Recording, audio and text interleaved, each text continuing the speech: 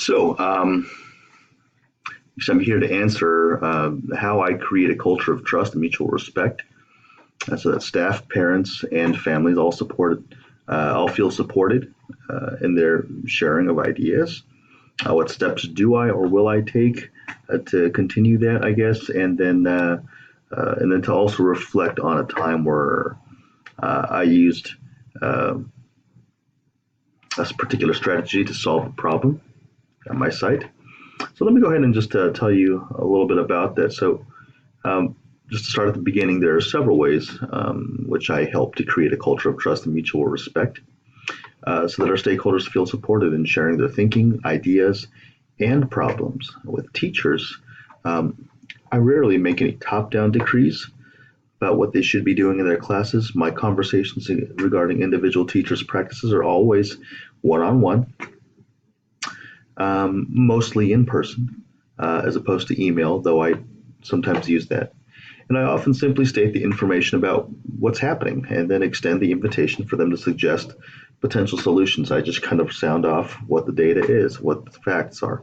The one time I had to be more explicit about expectations was when a teacher continued to give, increasing pushback about why change was not needed, and that was something that I had to do. It was rare, um, but I needed to dig deeper and let the teacher know that this was a time where we needed to really reflect on what changes are needed.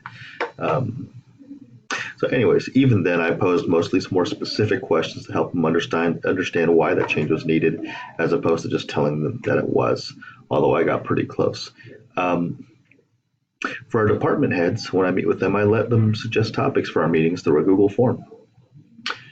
And as a result of the suggestions, we're currently busy addressing the key topic of undue stress on our students and the issue of increasing anxiety, which I think a lot of schools um, are discussing right now as well.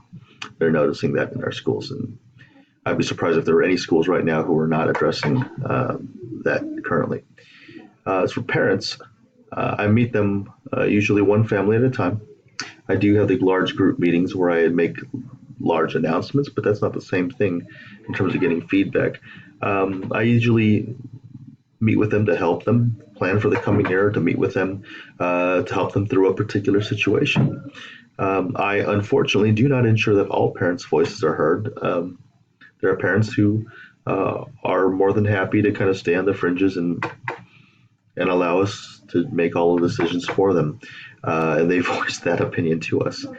So there is that, but I certainly extend an invitation to all parents feedback through individualized email messages at the very base. Most of the families that I respond that do respond, um, we often meet in person to talk our way through the situation. So I'm making it a priority to meet with all of our eighth grade families right now so that we can discuss the transition to high school, which is a very exciting thing, but it's also a very nerve wracking thing for those who feel unprepared or they haven't looked into it yet, or they're suddenly hit with this idea that their kids are going to be going to high school all of a sudden. And so I'm often able to address most of the concerns right there on the spot when we're in person. When students have extensive health issues or are finding their schoolwork overwhelming or experiencing interpersonal conflict or a host of other issues, I always take care to create an actionable plan that I hold myself accountable to. And that last part is really important to me because it's easy for administrators in the busyness of their day-to-day lives to push that further and further down on their list until they don't see it anymore. Parents are almost always included, at least in the communication part, though we usually make it a point for our older students to take the lead.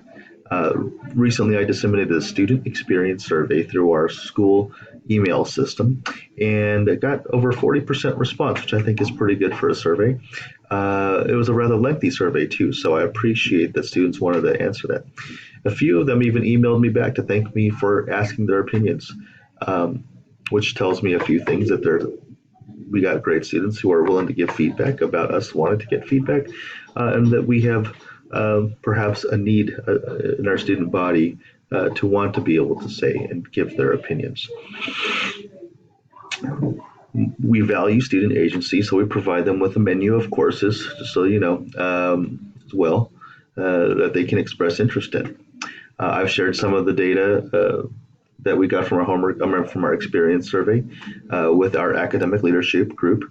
so that we could maybe perhaps revisit our homework policy, which is something that we're doing right now.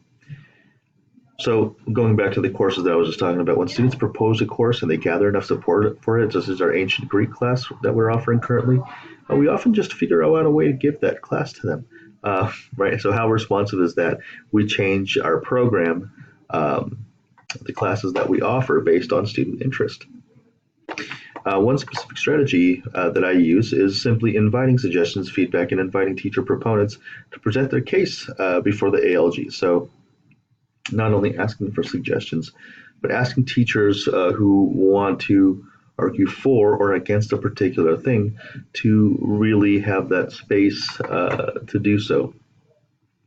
I often provide significant time for our department heads to discuss the various issues before moving forward or not moving forward. Often, to the credit of our teachers, they suggest gathering more data from students and stakeholders. And so we go and meet again. We have more conclusive information about which way we ought to go. Since I already mentioned it, one specific time I led in this way is when a teacher suggested that we take a closer look at the growing anxiety and the stress levels that he found in his own survey of the students in his health and wellness course. So I put it on our agenda a few months later, and he had ample opportunity to present his case for taking action around our homework policy. Either the constraints listed in the policy were insufficient to curb this undue stress, or we were experiencing issues with the teachers' adherence to the policy, right? So are they following the policy as it currently is written? Or it could be that the policy itself was unclear to the teachers about how to even implement it, right? Which is a different thing. That means we didn't write it well enough, or we didn't train our teachers about what this homework policy meant. Here's how you look at your homework and properly gauge how long it's going to take your sixth grader or your seventh grader or your ninth grader or your 12th grader. Either way, our academic leadership group voted on this, and they decided to take a look at different grade levels at different upcoming meetings and suggested that we gather more data. So which is what prompted me to send out a Kirby student experience survey, which I had just mentioned before, which was basically just asked for more information than just about homework. So we talked a lot about things about bullying and how you feel in the social context and that sort of stuff, because why not? We have this opportunity to get that information.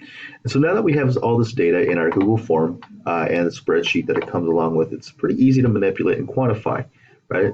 And to show us what we really want to know. We recently discussed the sixth grade homework policy specific to that grade level, and teachers brought in evidence from John Hattie to Alfie Kohn. They brought in books and articles, and they recently just effectively eliminated all homework for sixth grade except for the disciplines of math and English, where we had some strong pushback against the elimination of homework, citing the need for having to read books and novels and for doing math practice individually.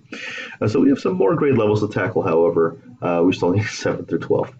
And so what did I learn about myself through all of this? I worry a lot about actually getting things done in the midst of robust discussion. We have a lot of good discussion. I appreciate all the voices that we want to include, but my desire to actually take action sometimes makes me a bit impatient. And I've realized that our school's culture for over a decade, perhaps decades, allowed for a lot of discussion, with virtually little in terms of time limits. And our extremely qualified and wise staff members like to advocate on behalf of their opinions and expound on them and expound on them and expound on them. They have a lot of information, a lot of experience to pull from, so they have a lot to say. And so for me to set time limits and to apply pressure for them to make decisions without allowing everyone to take nearly unlimited turns to speak is starting to clash with my desire for action to be taken. I'm currently wrestling with whether I am being too hard with regard to pushing for action, though I do think I give lots of time. Last time I gave over 85 minutes of open discussion regarding the homework policy without any other limit.